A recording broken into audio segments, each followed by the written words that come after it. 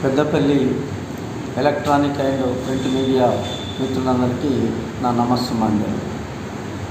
నేను వై అశోక్ కుమార్ను Karimnagar teacher MLC అభ్యర్థిగా పోటీలో ఉన్నాను. 36 సంవత్సరాలుగా పాఠశాల విద్యలో టీచర్గాను, గెస్ట్ హెడ్ మాస్టర్గాను, ఉపాధ్యాయ ఉద్యమంలో ఏపీటీఎఫ్లో రాష్ట్ర స్థాయి వరకు వివిధ హోదాల్లో, అలాగే టీపీటీఎఫ్గా మారిన పిదప 2 పర్యాయాలు రాష్ట్ర అధ్యక్షుడిగా పనిచేసిన అనుభవం ఉంది. ఈ కాలంలో ప్రధానంగా సిపిఎస్ రద్దు కోసము ప్రతి సంవత్సరము అనేకమైన పోరాటాలు చేస్తున్నాం. అట్లాగే 317 జీవో స్థానికత కోల్పోయిన సందర్భంలో వారందరి కోసము అనేక పోరాటాలు, చలో సెక్రటరియట్ లాంటి ముట్టడి కార్యక్రమాలు కూడా నిర్వహించాము. కేజీబీవీ, యుఆర్ఎస్, సమగ్ర శిక్ష ఉద్యోగస్తుల సమస్యల పరిష్కారం కోసము ప్రతి సంవత్సరము మేము పోరాటం చేయడమే కాకుండా మొన్న వాళ్ళు నెల రోజులు చేసినటువంటి సమ్మెకు మద్దతుగా హైదరాబాదులో అట్లాగే జిల్లా కేంద్రాల్లో వారు మద్దతుగా నిలవడం జరిగింది. ధర్నా కూడా ప్రత్యేకంగా నిర్వహించడం జరిగింది. అలాగే మోడల్ స్కూల్ ఉపాధ్యాయులకు సంబంధించి, అధ్యాపకులకు సంబంధించి 010 హెడ్ ఆఫ్ అకౌంట్ ద్వారా వేతనాలు ఇవ్వాలని, హెల్త్ కార్డ్స్ ఇవ్వాలని మేము డిమాండ్ చేస్తున్నాం. రెసిడెన్షియల్ స్కూళ్ళకు సంబంధించి ప్రధానంగా సమయ వేళలు అనేటువంటిది విద్యార్థులకు అననుకూలంగా ఉంది.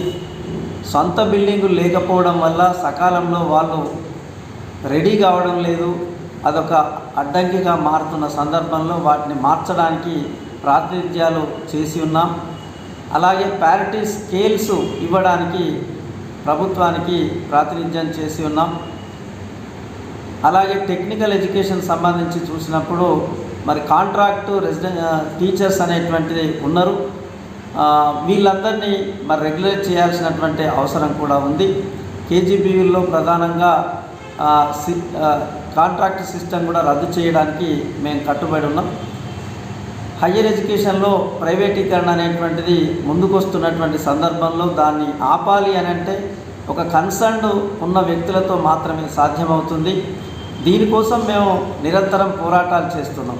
ఒకవేళ చట్టసభల్లో నాకు కనుక అవకాశం వచ్చినట్టయితే ప్రొఫెసర్ కోదండరామ్ ఎమ్మెల్సీ గారి సహకారంతో వీటన్నిటినీ పరిష్కారం అయ్యేంత వరకు తప్పనిసరిగా ఉపాధ్యాయుల పక్షాన, అధ్యాపకుల పక్షాన నేను ఉంటానని చెప్పేసి హామీ ఇస్తున్నా. వీటి అన్నిటి కోసం మరి నేను మీ గొంతుకగా చట్టసభలలో వ్యవహరించడానికి నేను సిద్ధంగా ఉన్నాను. అయితే ఇప్పుడు బరిలో ఉన్నటువంటి అభ్యర్థులు మరి ఒక సామాజిక నేపథ్యం కానీ, లేదా గతంలో ఉపాధ్యాయ సమస్యల పరిష్కారం కోసం కానీ ఏ ఉద్యమం చేసినటువంటి నేపథ్యం లేకుండా కేవలం డబ్బులను నమ్ముకొని డబ్బులను వెదజల్లడం ద్వారా ఒక కరప్షన్, మాల్ ప్రాక్టీస్ అనేటువంటి పద్ధతి ద్వారా ముందుకు వస్తూ ఉన్నారు ఉపాధ్యాయులు, అధ్యాపకులు. ఈ ప్రాక్టీస్ను వ్యతిరేకించాలని ప్రధానంగా మీకోసం నిలబడ్డటువంటి 36 సంవత్సరాలుగా నేను చేస్తున్నటువంటి పోరాటానికి అండగా నిలబడాలని మీ మొదటి ప్రాధాన్యత ఓటు సీరియల్ నెంబర్ 4లో ఉన్నటువంటి అశోక్ కుమార్ వై అనేటువంటి పేరుకు పక్కగా నా ఫోటో ఉంటుంది. ఆ ఫోటో పక్కకు ఉన్నటువంటి గడిలో పోల్ సిబ్బంది ఇచ్చినటువంటి పెన్నుతోనే 1 అనేటువంటి నంబర్ వేయడం ద్వారా మొదటి ప్రాధాన్యత ఇస్తూ నన్ను గెలిపిస్తే నేను మీ వాడిగా ఉంటా. నేను ప్రత్యక్షంగా మిమ్మల్ని అందరినీ కలవలేకపోతున్నాను, కానీ మీ అందరి అభ్యర్థిగా నా గెలుపు మీ అందరి గెలుపు అవుతుంది. రేపు నేను ఉపాధ్యాయ అధ్యాపక పక్షపాతిగా వ్యవహరిస్తా. తప్పనిసరిగా విద్యారంగంలో ఉన్నటువంటి సమస్యలన్నిటి కోసము మీ అందరి కోసం నిలబడతా అని చెప్పి తెలియజేస్తూ ముగిస్తున్నాను.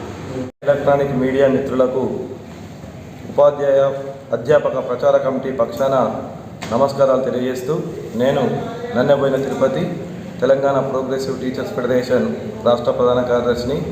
ఈ నెల 27వ తేదీన కరీంనగర్ టీచర్ ఎమ్మెల్సీ ఎన్నికలు జరగబోతూ ఉన్నాయి. ఉపాధ్యాయ అధ్యాపక సంఘాల ప్రతినిధిగా టీపీటీఎఫ్ అభ్యర్థి వై అశోక్ కుమార్ గారు కరీంనగర్ టీచర్ ఎమ్మెల్సీ అభ్యర్థిగా పోటీలో ఉన్నారు. ఈ సందర్భంగా ఒకవైపు రియల్ ఎస్టేట్ వ్యాపారులు, మరొక వైపు విద్యా వ్యాపారులు పెట్టుబడులతోటి తాము సంపాదించినటువంటి కూడగట్టుకున్నటువంటి అక్రమంగా దాచిపెట్టుకున్నటువంటి డబ్బులతోటి ఉపాధ్యాయులను కొనుగోలు చేసుకొని గెలుస్తామని ఒక ధీమతోటి వస్తున్నటువంటి సందర్భంలో గత 36 ఏళ్ళుగా ఉపాధ్యాయ రంగం కోసం విద్యారంగం కోసం విద్యార్థులకు సమానమైన నాణ్యమైన ఒక శాస్త్రీయమైన విద్య అందాలని తెలంగాణ ప్రోగ్రెసివ్ టీచర్స్ ఫెడరేషన్లో ఉపాధ్యాయ సంఘాల పోరాట కమిటీలో సేవ్ ఎడ్యుకేషన్ కమిటీలో పనిచేసినటువంటి వై అశోక్ కుమార్ గారిని ఉపాధ్యాయులు కరీంనగర్ నుంచి ఎమ్మెల్సీగా గెలిపించుకుంటే మన ఉపాధ్యాయుల యొక్క సమస్యలు కానీ విద్యారంగం యొక్క సమస్యలు కానీ ఇవాళ సిపిఎస్ రద్దుకు సంబంధించి కావచ్చు, 317 జీవోలో స్థానికత కోల్పోయినటువంటి ఉపాధ్యాయులకు న్యాయం జరగడం కోసం కావచ్చు, మొన్ననే కేజీబీవీ ఉపాధ్యాయులు వాళ్ళ యొక్క న్యాయమైన డిమాండ్ల కోసం సమ్మె చేస్తే ప్రభుత్వం పట్టించుకున్నటువంటి పరిస్థితులు ఉన్నాయి.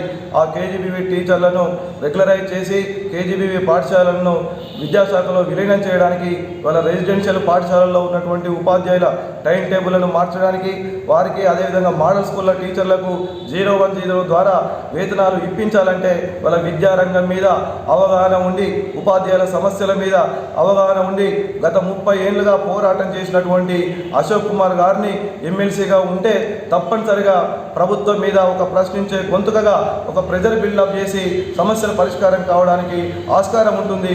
కాబట్టి కరీంనగర్ ప్రాంతంలో ఉన్న ఉపాధ్యాయులందరికీ కూడా పిలుపునిస్తూ ఉన్నాం. ఇవాళ డబ్బులకు లొంగకుండా వాళ్ళు ఇచ్చేటువంటి వాళ్ళ పెట్టుబడిదారులు ఇచ్చేటువంటి తాయిలాలకు లోను కాకుండా మీరందరూ మేధావులు తప్పనిసరిగా ఈసారి ఒక మార్పు కోసం, మన విద్యా విధానం కోసం, మన ఆత్మగౌరవ గెలుపు కోసం ఇవాళ అశోక్ కుమార్ గారిని గెలిపించాలని కోరుతా ఉన్నాం. జిల్లా కేంద్రంలో ఏర్పాటు చేసినటువంటి పాత్రికేయ సమావేశంలో పాత్రికేయ మిత్రులు, ఎలక్ట్రానిక్ ప్రింట్ మీడియా మిత్రులందరికీ, వేదిక మీద ఉన్న పెద్దలందరికీ విద్యా ఉద్యమ జైభీములతో తెలియజేయనిదేమనగా, నా పేరు కొమ్ము రమేష్, బహుజన టీచర్ ఫెడరేషన్ రాష్ట్ర అధ్యక్షునిగా పనిచేస్తున్నాను. మిత్రులారా, మరి టీచర్ ఎమ్మెల్సీ అనేటువంటిది మరి మనకు 6 సంవత్సరాలకు ఒకసారి రావడం అనేటువంటిది జరుగుతూ ఉంది. ఈ టీచర్ ఎమ్మెల్సీకి ఎవరు అర్హులు కాదో ఒక మేధావి రంగంగా ఉన్నటువంటి టీచర్లమైన మనము ఎంపిక చేసుకోవాల్సినటువంటి పరీక్ష మనకు ఆసన్నమైంది.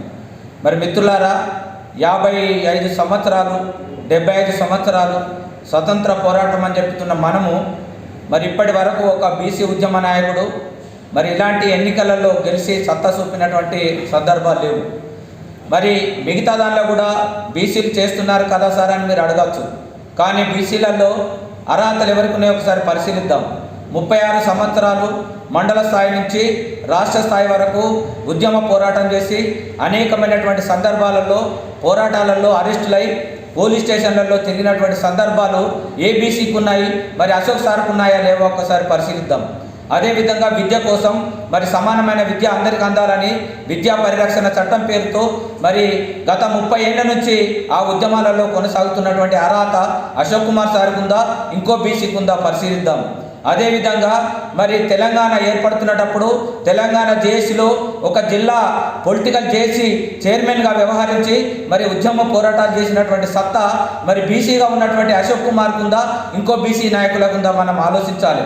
సిపిఎస్ విధానంలో రద్దు కోసమై ఉపాధ్యాయ సంఘాల పోరాట కమిటీలో మరి అనేకమైనటువంటి ఉద్యమాలు ఇందిరా పార్క్ దగ్గర చేసి అరెస్టులు అయినటువంటి సత్తా ఒక టీచర్గా వై అశోక్ కుమార్ గారికి ఉందా, ఇంకో బీసీ నాయకునికి ఉందా మనం ఒకసారి ఆలోచించుకోవాలి. కాబట్టి మిత్రులారా, కార్పొరేట్ వ్యవస్థ మీద కార్పొరేట్ డబ్బులతో గుమ్మరించుకొని మరి అక్కడ కూడా మేము బీసీని తీసుకొచ్చినాం అనేటువంటిది నమ్మబలుకుతా ఉన్నారు. మరి బీసీలలో కూడా ఈ తేడా ఉపాధ్యాయుడా కాదా, ఉద్యమ స్పిరిట్ ఉందా, విద్య మీద అవగాహన ఉందా, మరి సిపిఎస్ అంటే పూర్తి ఫుల్ ఫామ్ తెలిసినటువంటి వ్యక్తేనా, ఓపీఎస్ అంటే ఏంటిది, సిపిఎస్ అంటే ఏంటిది, కాంట్రిబ్యూటరీ పెన్షన్ విధానం అంటే ఏంటిది అనేటువంటి తెలిసిన వ్యక్తేనా, మరి ప్రశ్నల ద్వారా మీరు కూడా సంధించవచ్చు. మీరు ఏ ప్రశ్న అడిగినా ఆ ప్రశ్నకు సమాధానం చెప్పే సత్తా మరి బీసీ నాయకుడైనటువంటి వై అశోక్ కుమార్కు ఉందా, ఇంకా మిత్రులకు ఉందా? మిత్రులారా ఆలోచించాలి. మరి 75 సంవత్సరాల స్వతంత్ర పోరాటంలో మనం ఓట్లేస్తూ ఉన్నాం, వాళ్ళు గెలుస్తూనే ఉన్నారు. కాబట్టి ఇప్పటికైనా కళ్ళు తెరిచి మరి ఒక ఉద్యమ నాయకుడిని ఒక టీచర్లుగా మరి 5,000కో 2,000కో 3,000కో అమ్ముడు పోతే మనం బానిసత్వంగా ఉన్నట్టే లెక్క. కాబట్టి ఇప్పటికైనా మరి ఉపాధ్యాయ మేధావులు, ఉద్యమ నాయకుడిగా, టీచర్గా ఉండి టీచర్ వ్యవస్థలో పోరాటం చేసిన వ్యక్తిని మనం గెలిపించుకోవాల్సినటువంటి ఆవశ్యకత ఉంది. మరి డాక్టర్ బాబాసాహెబ్ అంబేద్కర్ గారు ఓటు అనేటువంటిది పవిత్రమైనది, ఓటు అమ్ముకుంటే బిడ్డ నమ్ముకున్నతో సమానం అని చెప్పాడు. అందుకే ఉపాధ్యాయులుగా ఓటు అమ్ముకోవడం కాదు, న్యాయమైనటువంటి వ్యక్తి ఎవరనేటువంటిదే మేధావులుగా మనం తీసుకునే నిర్ణయం మీద ఇక్కడ ప్రజలు వేచి చూస్తూ ఉన్నారు. కాబట్టి మనమే తప్పటడుగులు వేసి ఆర్థిక విధానానికి లొంగి, ప్రలోభాలకు లొంగి, మద్యానికి లొంగి మన కార్పొరేట్ శక్తులను గెలిపించుకుంటే మనకు రావాల్సినటువంటి నీతిగా, నిజాయితీగా, నిబద్ధతగా పోరాటం చేసే టీచర్ ఎమ్మెల్సీ వ్యవస్థ కూడా కార్పొరేట్ రంగంలోకి పోతే మనమంతా మరి మోసపూరితమైన విధానంలోనే ఉన్నట్లుగా భావిస్తారు ప్రజలు. కాబట్టి నాకు దృఢమైన విశ్వాసం ఉంది. మా ఉపాధ్యాయ మిత్రులు, ఉద్యమ పోరాట స్ఫూర్తి కలిగినటువంటి వాళ్ళు ఎవరు కూడా డబ్బులకు అమ్ముడు పోరనేటువంటిది వాస్తవ సత్యాన్ని మరి సందర్భంగా తెలియజేస్తా ఉన్నాను. కాబట్టి మరి వై అశోక్ కుమార్ గారికి తాము స్వతహాగా నిలబడడం లేదు.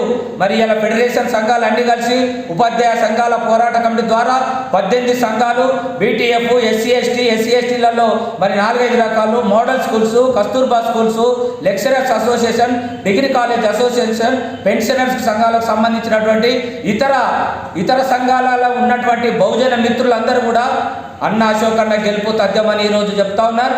ఇంటెలిజెన్స్ రిపోర్టు కూడా వై అశోక్ కుమార్ గారు గెలుస్తారని చెప్తా ఉన్నారు. నిజంగా ఈ పాత్రికా మిత్రుల సమావేశంలో బీసీలందరూ కూడా నేను ఒక సవాల్ విస్తున్నా.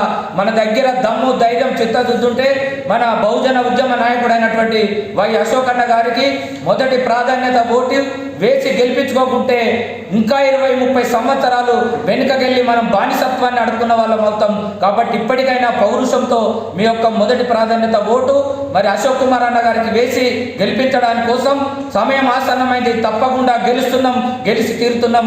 కలిస్తే నిలుస్తాం, నిలిస్తే గెలుస్తాం, గెలిస్తే ఈ దోపిడీ వ్యవస్థనే మార్చుతామని మరి సందర్భంగా పిలుపునిస్తున్న మిత్రులందరికీ హృదయపూర్వక ధన్యవాదాలతో సెలవు.